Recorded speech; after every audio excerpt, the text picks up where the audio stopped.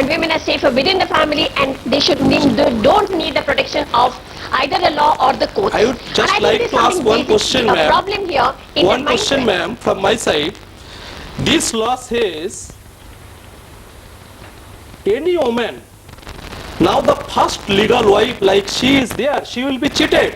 Her husband can keep 4 wives, and everything will be legal, because live-in relationship, any woman is legal here, and she is having all the rights. So naturally, the first legal will be cheated. Now the second thing. There is a problem. Let me just put that to Flavia Agnes. There is a problem there, Flavia Agnes, isn't there, that the right of residence of a legally married wife could clash with the right of the so-called non-legally married wife?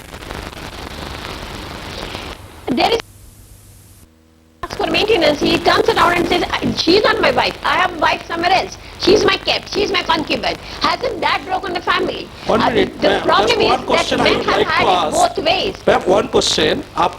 You have told me that woman had been cheated by man. If you see from the story itself, Sita, Suparnaka, Kunti, everything. Right, so you feel that this law, you said domestic violence, the definitions are there, like verbal abuse, emotional abuse, economical abuse. Both a man and woman can do it. Now the thing is, this, you are saying one side is a crime, another side you want to give a wholesale free license to bad women also.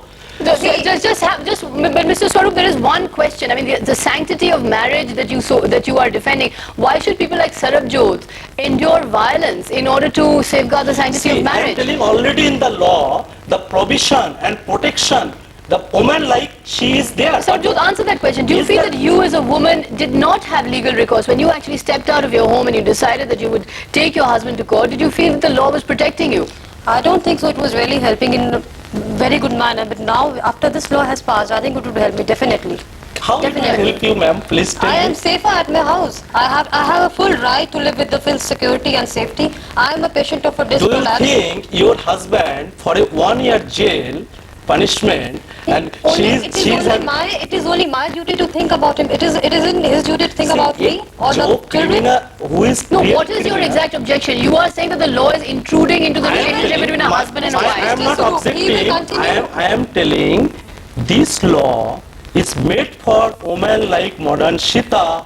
She will never use it, because for her. Right, Flavia Agnes, is the law to say that a woman should go on tolerating all kind of all law are there, ma'am. Now your problem. Flavia Agnes, let's go across to Flavia Agnes. Now, Flavia Agnes, do you think the law is actually open to misuse? That the provision of of physical, of emotional cruelty that could be misused and lead to frivolous litigation? What is the punishment? See, when we talk about misuse. Just a second. When we talk about misuse, we have to see what kind of remedy are we seeking under this law. First and foremost, it is a protection law. It's not like 498A, there will be immediate arrest. There will be arrest if the protection is violated. You go to court saying that my husband must not beat me. If the husband and wife are living together, or if the husband is living with anyone, with another woman, with his family, and another female family members, whatever, he has no right to beat them. Period. Can you save our marriage? Can you save our marriage? Listen, Mr. If you are talking about the misuse of laws, then there are so many laws, and they are the misuse of all the laws. There is an exception case. There will be only exception case of misuse, was 99% cases are genuine. No woman would like. 90 for your kind information. 98% of Indian woman will never like to.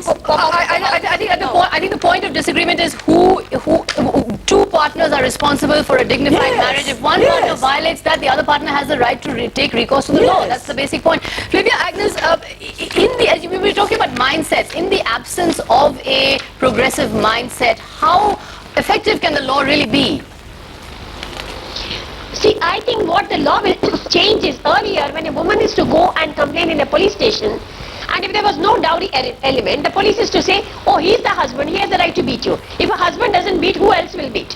And similarly with the judiciary, with the courts, that the courts never is to believe that a woman is subjected to violence. Now at least this law will will protect those women who approach the institutions, approach Right. the police, approach the courts, And there has ask for been- protection. and there At has least been a- they will not be told, yes, husband has the right to beat. Right, I and think that's a big change in the mindset. And there has been a bias on the part of judges, hasn't there? I mean, judges tend to err on the side of preserve the marriage, the woman must forgive and forget, the woman must let the marriage go on, so that there is a kind of ideological shift there.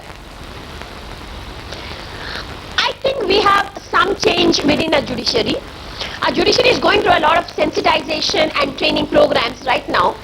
And today, at least, we can see a gradual change that a woman is not pressurized to go back. Right, a gradual But I'm change. Speaking from Bombay, this is the situation Delhi, Bombay, etc., urban metro cities. Right. I do not know whether the same situation will prevail in district towns at the taluka level. That's at the really village the level. key. That's really the There key, will isn't be it? a long time before change occurs Right, there. that really is the key, that will the woman at the district level, at the taluka level be able to take advantage of this law? So let's dive into a short break at this point. We'll bring you more views from our panelists when we come back. For the moment, take a look at some comments we've got from our website ibnlive.com. Back in just a jiffy.